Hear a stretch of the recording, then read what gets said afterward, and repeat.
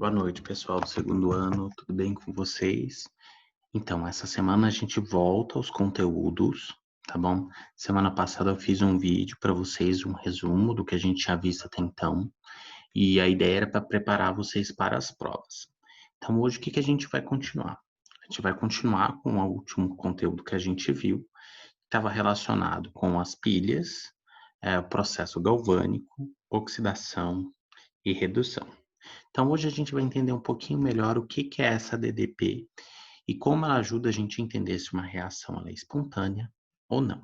Então, o que acontece? Eu vou ler o quadrinho aqui para vocês, que ele tem bastante informação importante, e assim que eu terminar isso aqui, a gente vai lá e discute o resto dos conteúdos. Então, vamos lá. Comparação da força de oxidante e redutores. Em um mesmo eletrodo pode haver oxidação ou redução, dependendo da situação. O esquema abaixo mostra como, comparando os valores de potenciais de redução, podemos comparar a tendência de espécies químicas atuarem como agente oxidante ou agente redutor. Então, primeira coisa, vamos lembrar, agente oxidante é aquele que provoca oxidação. Então, ele reduz. O agente redutor é aquele que provoca a redução. Então, ele oxida. Bom? Ok. Então, dá uma olhada nessas três reações que a gente tem aqui. Vou pegar a caneta, tá? A gente tem zinco 2+, mais 2 elétrons, formando Zn sólido, tá? E aí, gente, isso aqui é um errinho que tá no livro digital, tá bom? Isso aqui quer dizer um igual. E o valor aqui da DDP desse processo de redução é menos 0,76 volts. Aí a gente tem aqui o processo do ferro, idêntico, tá? Ferro 2+, mais 2 elétrons virando ferro sólido. E aí a gente tem o igual aqui, isso corresponde a menos 0,44 volts. Esse menos 0,76 volts e menos 0,44 volts são referentes a quem? Que a gente viu lá na aula retrasada, que era o eletrodo padrão de hidrogênio. Bom, definido isso, aí a gente tem aqui a reação de redução do cobre. Cobre 2+, mais 2 elétrons virando cobre sólido. E aí aqui, gente, ó, agora eu tenho um DDP positivo. Vocês lembram lá atrás, quando eu ensinei vocês a calcularem a DDP de uma pilha, o que a gente sempre faz? A gente pega o maior potencial de redução menos o menor potencial de redução da nossa pilha. Tá, mas o que isso aqui quer dizer?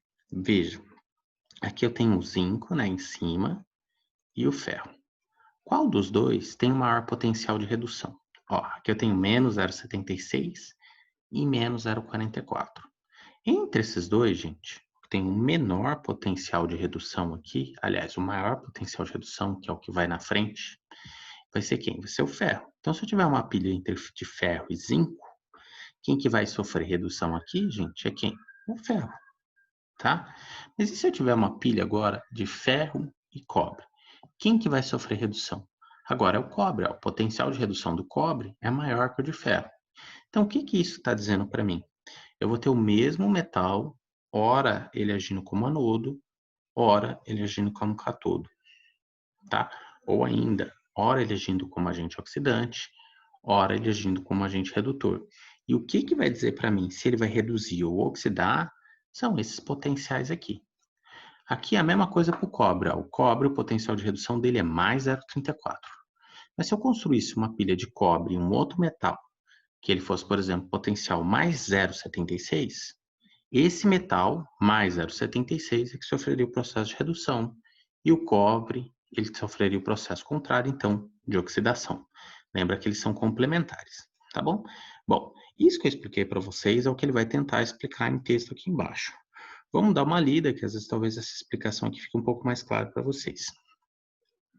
Assim, de modo geral, podemos dizer que alto E bola, que é potencial padrão, alta tendência de sofrer redação, receber elétrons, alta tendência para atuar como agente oxidante.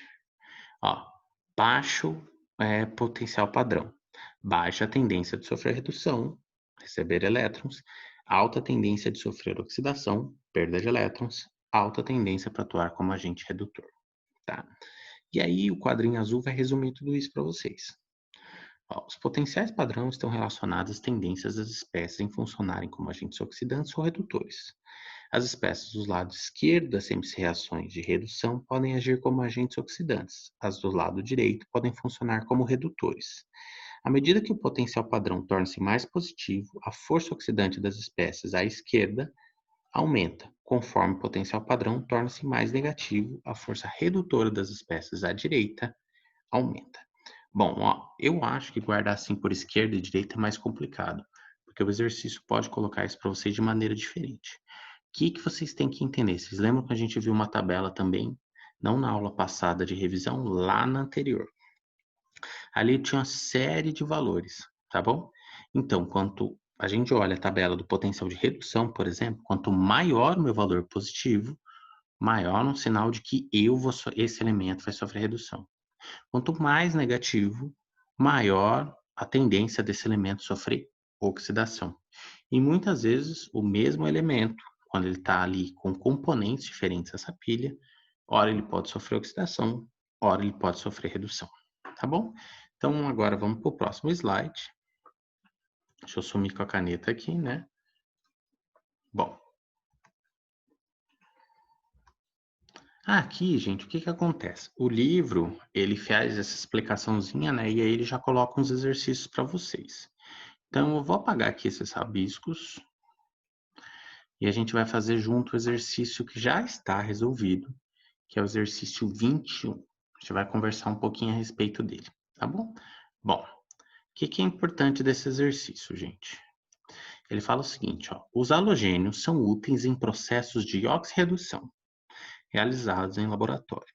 Com base nos dados a seguir, compare. Ó, então tenho aqui o iodo, tá bom? E aí ele está recebendo 2 elétrons e está indo para 2 e mais, ou seja, está sofrendo oxidação. Aí eu tenho o bromo aqui recebendo elétrons, está formando o íon de bromo, o cloro recebendo elétrons, formando o íon de cloro, e o de flúor recebendo elétrons, formando o íon de flúor. Tá. O que todos eles têm em questão aqui? Todos eles são positivos. E aí, ó, veja que a gente sempre, geralmente, nas tabelas, ou pelo menos aquela que eu mostrei para vocês, eu dei uma tabela com potencial de redução. Mas eu também falei para vocês, se vocês quisessem encontrar o potencial de oxidação, era só trocar o sinal da tabela. Então, por exemplo, ó, o iodo, ele está aqui recebendo 2 elétrons e ele tem um potencial de oxidação mais 0,54 volts. Isso significa que o potencial de redução dele é menos 0,54 volts. A mesma coisa para o bromo. O potencial de oxidação dele, que ele está recebendo elétrons, é mais 1,09. Se eu pegar agora e olhar a reação inversa, que é a reação de redução, o potencial dele seria menos 1,09 volts. E assim por diante, ok? Bom, vamos para a pergunta agora. Ele fala o seguinte, ó. As substâncias flúor, cloro, bromo e iodo, quanto ao poder oxidante. Então, ele quer que a gente classifique elas. Quem é a que tem o maior potencial oxidante aqui? Lembrando que esse poder oxidante que ele está dizendo aqui é como se fosse o agente oxidante. E se a gente lembrar bem, o agente oxidante é aquele que ele reduz, tá bom? Então aqui, quanto maior o meu potencial de oxidação, mais difícil é que ocorra uma redução aqui, tá bom? Então a gente vai começar por quem? A gente vai ter quem aqui? Tem o iodo, aí potencial maior, bromo, cloro e depois o flúor, tá? Então vamos dar uma lidinha agora na explicação. Poder oxidante de uma substância, isto é, a tendência de essa substância atuar como agente oxidante, é tanto maior quanto maior for a tendência de ela sofrer redução. E a tendência a sofrer redução aumenta na mesma ordem em que aumenta o ΔE padrão aqui. Então, valor mais positivo. Então, por isso que ficou assim, tá? Agora, na letra B, os íons F-, Cl-, Br- e I-, quanto ao poder redutor. Aí vamos lá. Poder redutor de uma espécie química, isto é, a tendência dessa substância atuar como agente redutor, tá? Então, é aquele que oxida, é tanto maior quanto for a tendência de ela sofrer oxidação. E a tendência de sofrer oxidação aumenta na mesma ordem em que diminui ΔI padrão. Portanto, a ordem crescente do poder redutor é Ó, então, o flúor é o que tem o menor, depois o cloro, depois o bromo e depois o iodo, ok? Bom, gente, então feito isso, o que eu gostaria que vocês fizessem para casa para mim? São só 3 exercícios, tá bom? Façam então o exercício 20, 22 e 23 da página 359. Bom, então a gente vai dar continuação nesse tema agora. A gente está praticamente terminando esse assunto, tá bom, gente? Então, acredito que tá para terminar já esse capítulo. A gente está na iminência de começar um capítulo novo. Talvez na semana que vem já comece.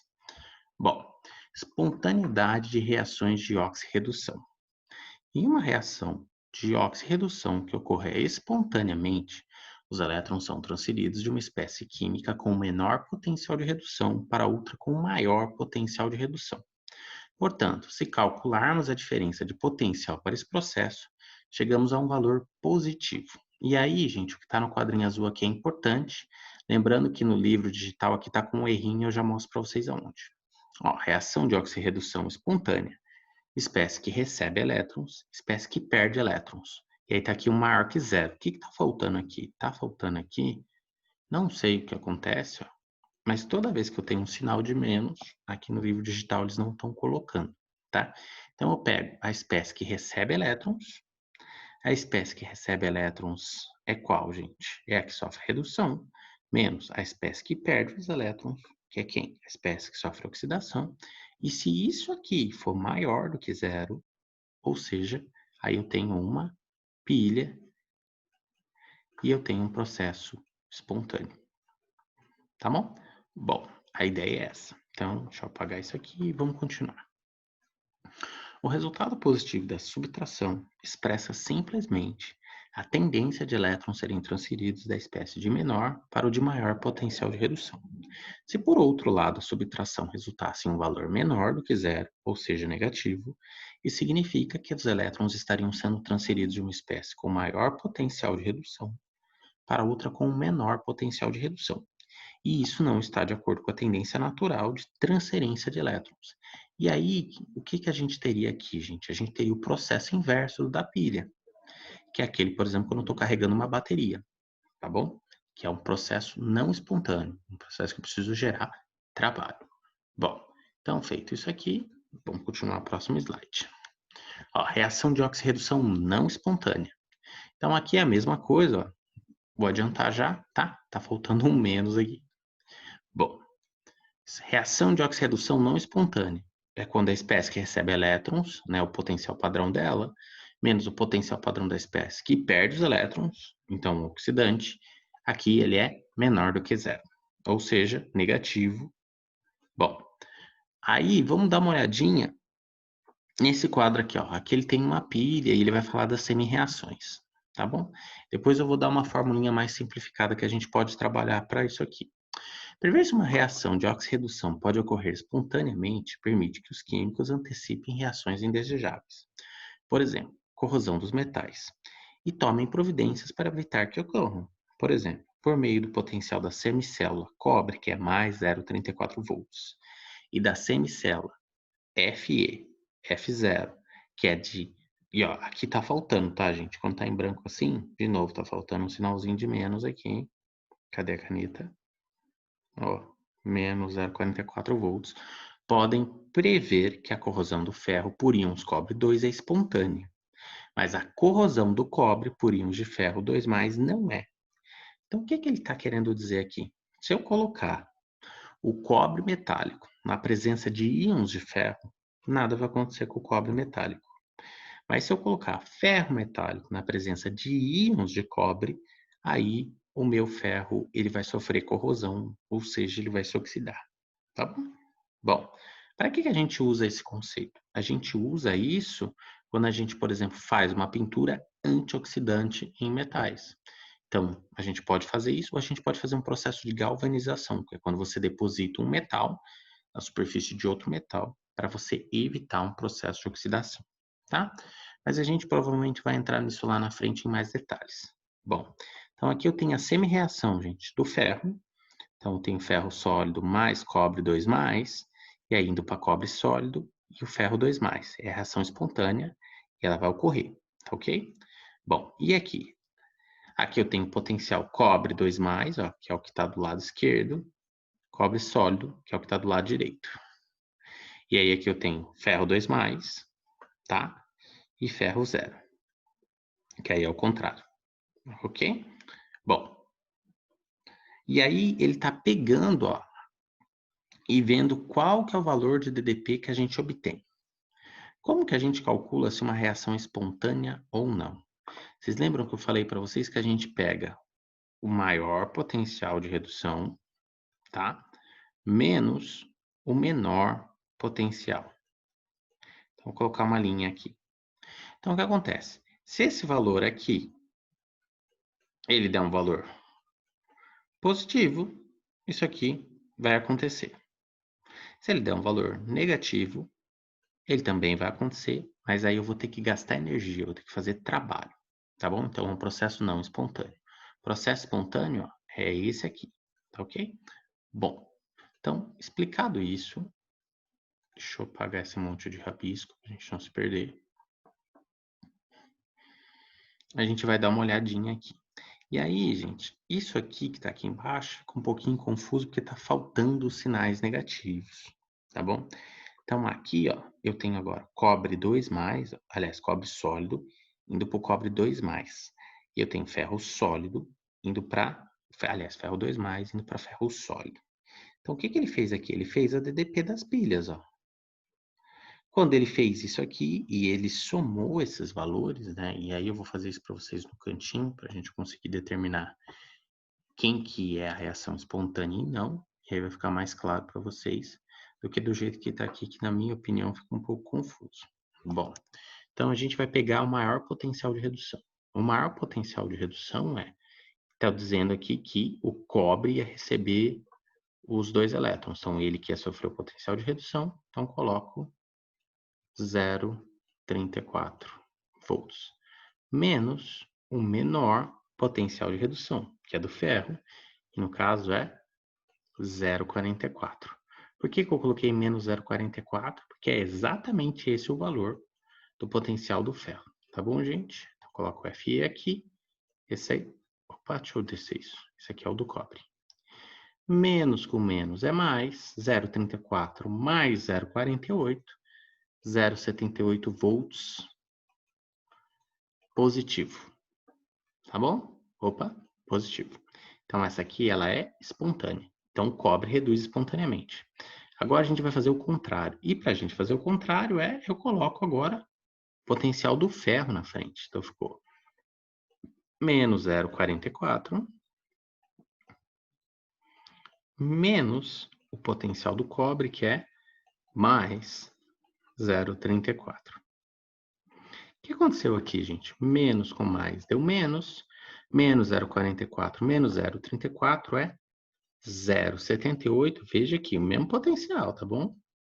Só que agora ele é negativo. Então, essa reação aqui, ela é não espontânea, tá bom? Bom, então, o que que aconteceu aqui? Eu consigo ver que aquele elemento que tem o maior potencial de redução vai ser o elemento que vai sofrer a redução. E aí, a gente já falou lá atrás de reações e de semi-reações. Então, o que que vai acontecer? Na hora que eu fizer as semi-reações de todo mundo que está aqui, e aí, para a gente não se perder muito tempo, eu vou fazer só a semi-reação da reação espontânea, tá bom? Então, deixa eu apagar esse monte de rabisco aqui, que eu vou usar esse espaço. Então, a nossa reação vai ficar desse tipo aqui. Cobre 2+, mais 2 elétrons, virando cobre sólido. E aí aqui, ó, eu tenho ferro sólido, tá bom? Virando ferro 2+, mais 2 elétrons. Como eu tenho aqui, gente, ó, 2 elétrons antes do igual e 2 elétrons depois do igual, eu corto. A minha reação global fica Cu2+, mais Fe, igual cobre sólido, mais Fe2+. Se a gente olhar, é essa reação aqui, tá bom? Ok. Ah, e se eu quiser fazer a reação inversa? Beleza, ela não é mais espontânea, vou ter que gastar energia, e aí ela vai ficar exatamente como tá aqui, ó. Veja que agora, em vez do ferro sólido, tá o ferro 2+, e o ferro sólido tá depois. Em vez do cobre 2+, tá o cobre sólido, e o cobre 2+ depois. Ok? Bom, então era isso. Com isso, gente, a gente terminou essa parte. Vamos lá que tem mais um pouquinho de exercício, vou falar um pouquinho disso com vocês. E aí a gente já encerra por aqui. Então, vamos lá? Então, o que que eu vou querer que vocês façam, gente? Façam para treinar os exercícios 28 até o 30 da página 361, tudo bem? E aí, peguei esse exercício resolvido também, para explicar para vocês por que que eu estou dando preferência para o exercício resolvido. Uma aqui, eles são todos teóricos, são exercícios complexos, então a gente já está trabalhando os conceitos mais elevados aqui. E tem poucos exercícios dessa parte, então eu quis deixar que vocês fizessem esses 3, tá bom? Se vocês tiverem uma dificuldade, vocês me mandam por e-mail e aí eu começo o próximo vídeo da próxima aula resolvendo ele para vocês, tá bom? Então vamos lá, eu vou ler o enunciado e a gente já vai para entender o que aconteceu aqui. Podemos prever se uma reação de simples troca ocorre ou não com base na série de reatividade decrescente dos metais. Mergulhando-se uma lâmina de zinco em uma solução de ácido clorídrico, o zinco deslocará o hidrogênio por ser mais reativo do que ele. Se o cobre é usado em lugar do zinco, não ocorre reação. Outra forma de se prever a espontaneidade de uma reação é utilizar escala de potenciais de redução, como, por exemplo, a tabela a seguir, que deve ser usada para resolver os itens A e B. Gente, eu vou adicionar já para vocês aqui de novo, está faltando uma coisinha aqui. Então, aqui é menos 0,76 e aqui é menos 0,23, tá bom? E outra coisa, ó, todos eles estão recebendo elétrons, tá bom? Então, aqui eu tenho uma tabela com potencial de redução. Bom, então no item A ele fala, mencione essa equação cobre 0 mais níquel 2 mais, indo para cobre 2 mais e níquel 0 ou níquel sólido corresponde a uma reação espontânea. Justifique sua resposta. Ó, gente, só da gente olhar para essa tabela, quem tem o maior potencial de redução? O cobre, tá? Então, o potencial do cobre é maior que o do níquel. Dos dois aqui, gente, quem tem que sofrer redução, então, é o cobre, ok? E nessa reação, ó, o cobre é 0 e está indo para 2+, então ele está sofrendo oxidação. Então, essa reação que ele colocou aqui, só pelos potenciais, eu sei que ela é não espontânea, tá bom? Bom, então vamos agora ver a explicação que ele colocou aqui, tá? Tá um pouquinho mais complicada a maneira que ele usou de explicar, mas é a mesma coisa, tá bom? Ó, os potenciais indicam que a redução do cobre 2+ a cobre 0 maior I tem maior tendência para ocorrer do que a redução do níquel 2+ a níquel 0. Bom, até aqui é igual ao que eu expliquei para vocês. Assim, a reação apresentada não é espontânea. Outra maneira de demonstrar a não espontaneidade é calculando o ΔE do processo e verificando que ele é menor do que 0. Então, ele pegou aqui, ó, menos 0,23 volts, menos 0,34, menos com menos dá menos, então deu menos 0,57 volts. A falta desses menos aqui, gente, isso aqui atrapalha bastante, mas como eu estou aqui a canetinha, eu vou passando para vocês, não vai tendo erro não, tá ok? Bom, vamos ver o item B agora. Represente a equação da reação que ocorre no anodo e calcule a força eletromotriz de dp de uma pilha. Então, a gente já viu lá o cátodo, para onde os cátions vão, e a gente viu o anodo, é para onde os ânions vão, ok? Tá. Na pilha níquel-zinco, o eletrodo de níquel recebe elétrons, maior potencial, tá bom? E o de zinco perde elétrons, menor E. Então, agora ele fez uma pilha de níquel e zinco. Qual dos dois tem o maior potencial de redução, gente? O níquel, tá bom? Porque o valor dele é menos 0,23 e o do zinco é bem mais negativo, menos 0,76, tá? Bom, então já sei quem que vai sofrer redução. Redução vai ser o níquel. O zinco vai ter que sofrer o contrário, vai ser... se esse aqui sofre redução, ele vai sofrer oxidação. Então, eu tenho aqui o meu zinco indo para Zn2+, mais 2 elétrons, oxidação, tá bom? E aí, gente, ó, O anodo, que a gente fala que é para onde os ânions vai, ele é o polo negativo, né? Então ele é o que vai receber os elétrons. Então aqui eu coloco a reação de oxidação, tá bom? Então Zn virando Zn2+, mais 2 elétrons. E aí ele pede para a gente calcular essa DDP. E aí ele colocou aqui, ó, mas tá confuso, né? Porque, ó, o que que tá faltando aqui, ó? Todos os menos, né? Ó, falta o menos aqui, esse e esse. Então ficou menos 0,23 volts, menos com menos é mais, menos 0,23 mais 0,76, 0,53 positivo. Não sei o que aconteceu no livro, tá, gente? Por alguma razão ele pôs o sinal de mais, mas não colocou os de menos. Mas era isso, tá bom? Então a gente encerra por aqui e a gente se vê de novo na semana que vem. Um abraço para vocês e tchau.